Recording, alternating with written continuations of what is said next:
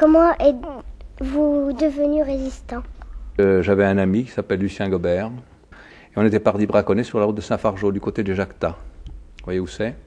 Et dans les bois, on a trouvé un site-car de l'armée française, en état de marche, avec de l'essence dedans encore. 7 mousquetons, ou 7 fusils, si vous aimez mieux, et 3000 cartouches.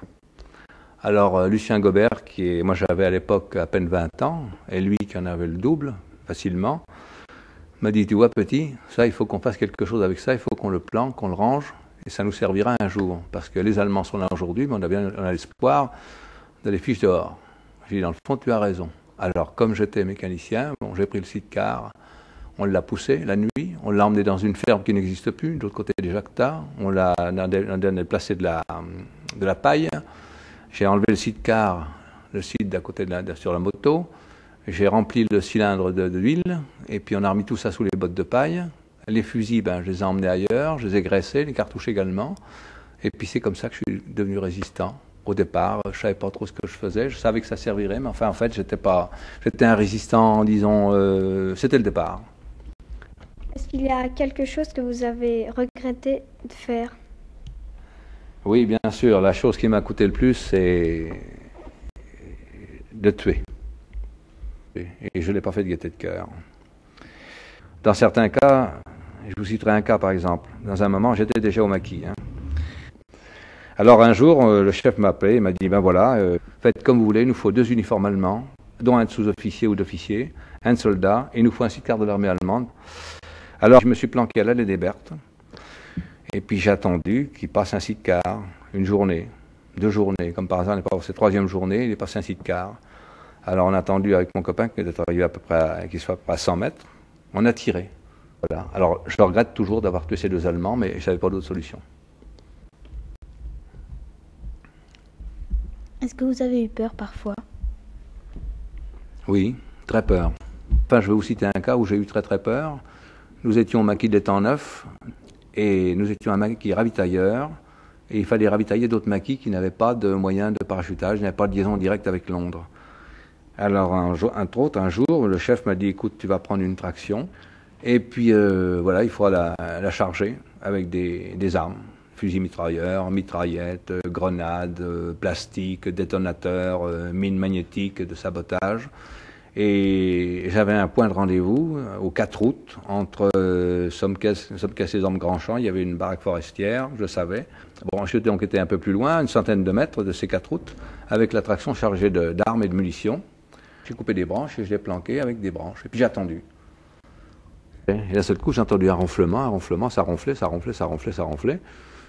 Et je suis venu à l'orée du bois et j'ai regardé. Et sur la route transversale un peu plus loin, c'était un convoi allemand qui passait, qui s'est arrêté. Combien il y avait de camions, j'en sais rien, parce que je me faisais tout petit.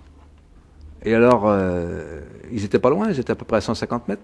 Mais je dis, si jamais ils viennent par ici, quand un convoi s'arrêtait, vous savez, ils allaient dans le bois, ils allaient faire ce qu'ils avaient à faire. Des fois, ils avaient envie de faire pipi, autre chose.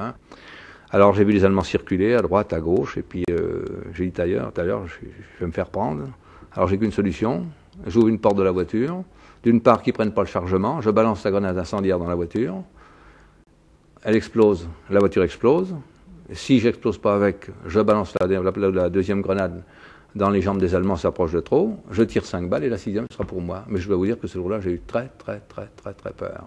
Et quand ils ont été partis, peut-être au bout d'1 heure, je suis rentré au maquis, mais par des chemins détournés pour ne pas être repéré. Mais je dois vous dire, j'ai eu très peur.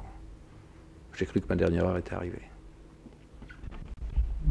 Quelle est la chose qui vous a le plus marqué?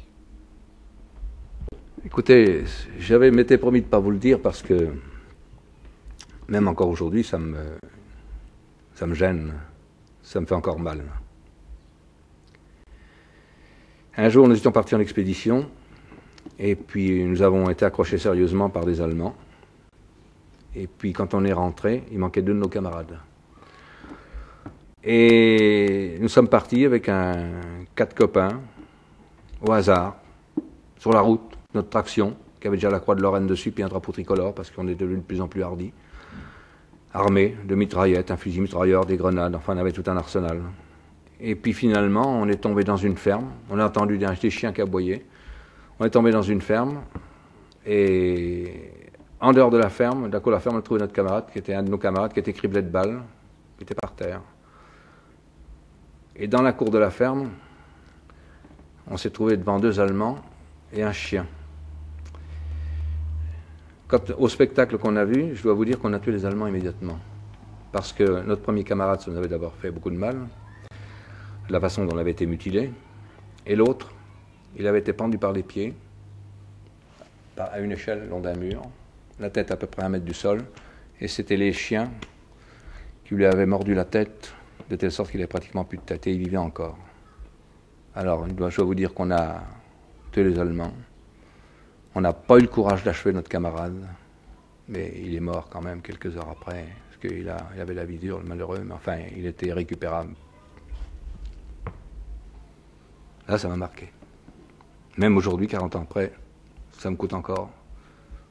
C'est une chose que je ne souhaite pas de voir un jour.